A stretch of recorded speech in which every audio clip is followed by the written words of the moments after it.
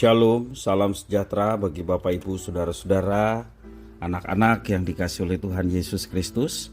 Berjumpa kembali bersama saya Pendeta Eka di dalam renungan firman Tuhan pada hari ini, hari Sabtu 1 Oktober 2022. Sukacita dan damai sejahtera dari Tuhan Yesus kiranya menyertai hidup kita sekalian. Puji nama Tuhan. Sampai pada pembacaan firman Tuhan hari ini, yakni kitab Yesaya pasal yang ke-31. Kiranya firman Tuhan yang kita baca sungguh memberkati hidup kita sekalian. Baik, sebelum kita merenungkan bagian firman Tuhan hari ini, kita akan berdoa. Tuhan Allah Bapa di surga yang kami puja sembah di dalam Yesus Kristus, kami mengucapkan syukur terima kasih untuk kasih setia dan pemeliharaan Tuhan atas hidup kami sampai pada hari ini. Kami mau terus dekat dengan Tuhan dan terus belajar memperdengarkan firman Tuhan dalam hidup kami, sehingga firman itu menjadi penerang dalam menjalani kehidupan ini.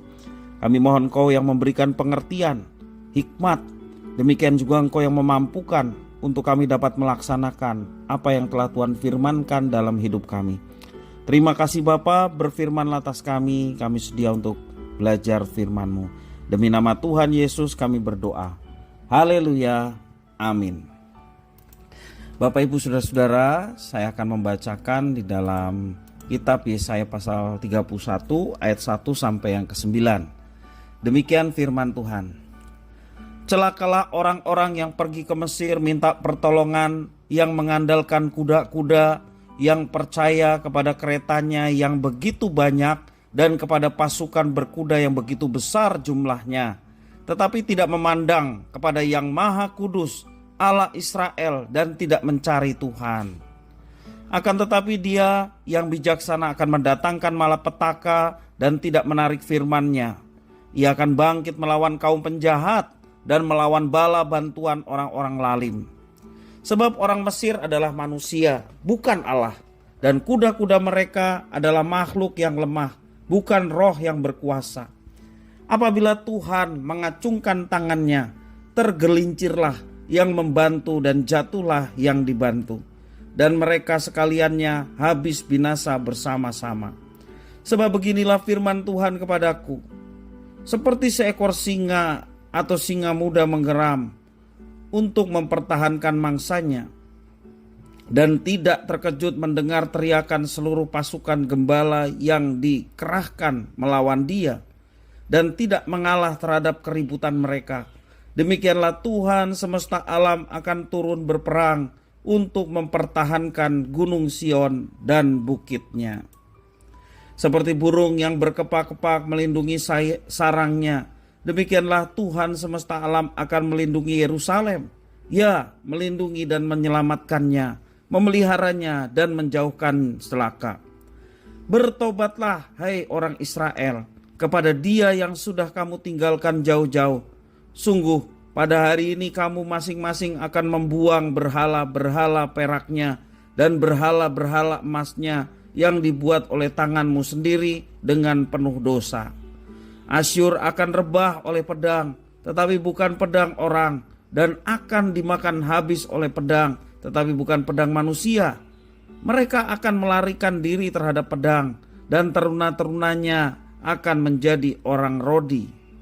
Pelindung mereka akan lenyap karena gentar, dan panglimanya akan lari terkejut meninggalkan panji-panji.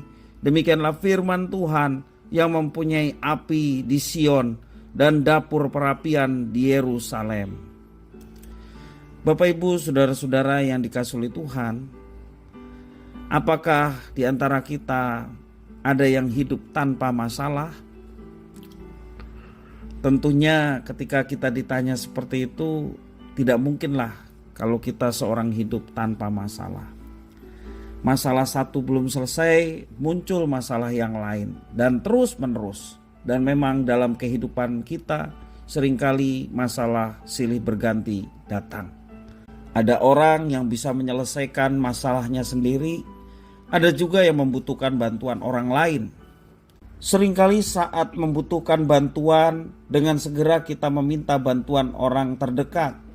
Entah itu keluarga atau pasangan hidup kita, istri atau suami, mungkin juga sahabat atau tetangga yang ada di dekat sekitar kita.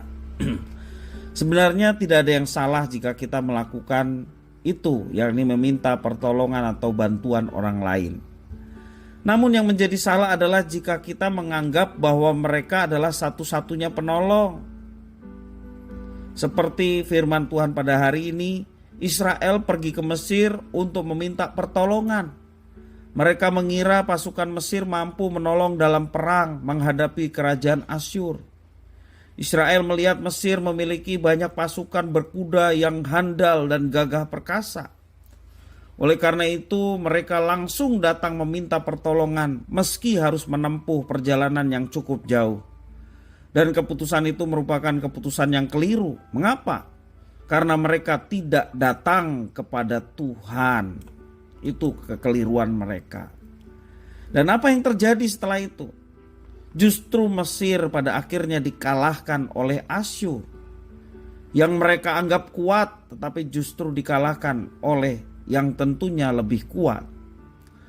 Allah memakai Asyur untuk menyadarkan bangsa Israel bahwa orang Mesir adalah manusia biasa yang tidak bisa diandalkan.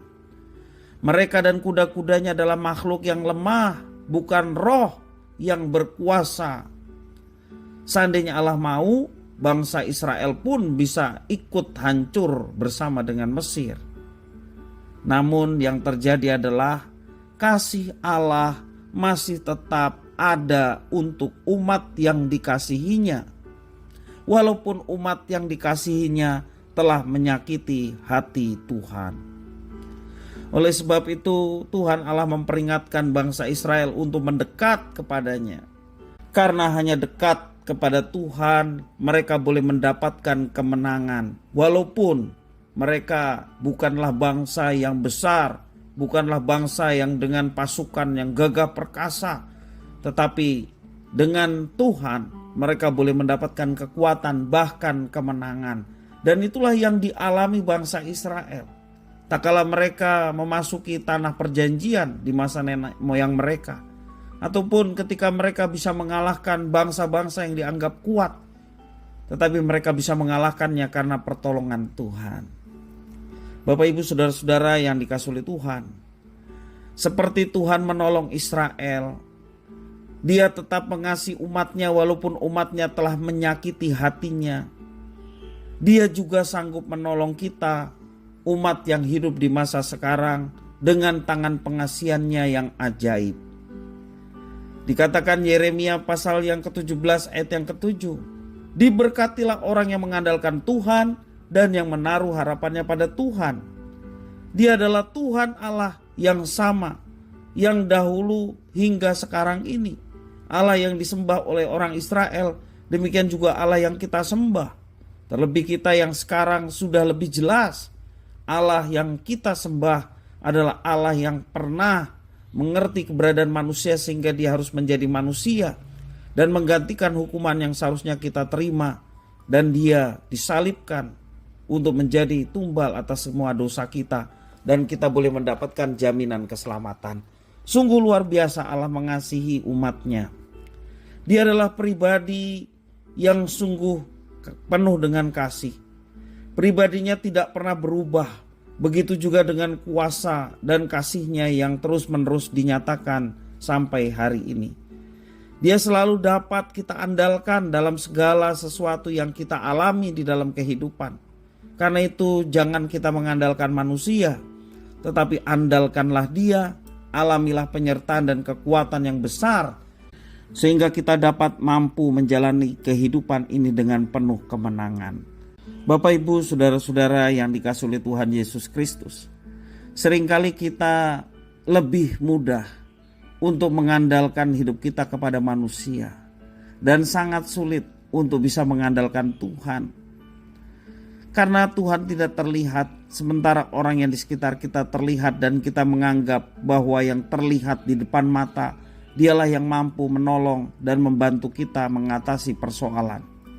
Bapak ibu saudara-saudara, jangan kita menyadarkan diri kepada manusia, tetapi kita menyandarkan diri kepada Tuhan. Jangan kita lebih mudah tergoda untuk berpaling pada pertolongan yang lain. Dalam hal inilah iman kita sesungguhnya sedang diuji. Oleh karena itu, mari kita melatih diri untuk senantiasa datang kepada Tuhan menjadi prioritas utama dalam hidup kita. Dan kita senantiasa bersandar kepadanya. Dia yang adalah sumber pengharapan, menjadi kekuatan untuk kita menjalani, dan pertolongannya sungguh nyata, tepat pada waktu yang Tuhan sudah siapkan. Mari kita senantiasa hanya bersandar kepada Tuhan, dan kita akan mengalami pertolongan dan penyertaan Tuhan yang ajaib, tepat pada waktu yang Tuhan sudah siapkan.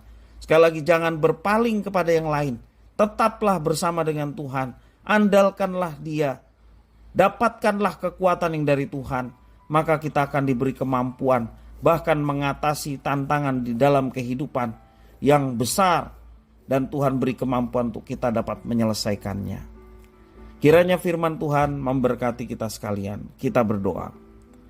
Tuhan Bapa di surga, di dalam Yesus Kristus, terima kasih atas firman Tuhan. Kami mau belajar untuk senantiasa mengandalkan Tuhan, bukan manusia atau diri kami sendiri. Karena mengandalkan Tuhan kami dapat kekuatan. Bahkan setiap hari kami diperbaharui oleh Tuhan. Engkau yang memampukan untuk kami mengatasi setiap persoalan. Karena Tuhan sumber kekuatan yang memberi kemampuan untuk kami menjalani semuanya itu. Terima kasih Bapa atas firman Tuhan yang mengajarkan kami sesuatu yang baik. Biarlah Tuhan memampukan untuk kami dapat mengerjakannya dalam kehidupan kami setiap hari. Terima kasih Bapa, terpujilah namamu. Demi nama Tuhan Yesus kami sudah berdoa dan bersyukur kepada Bapa di sorga. Haleluya. Amin.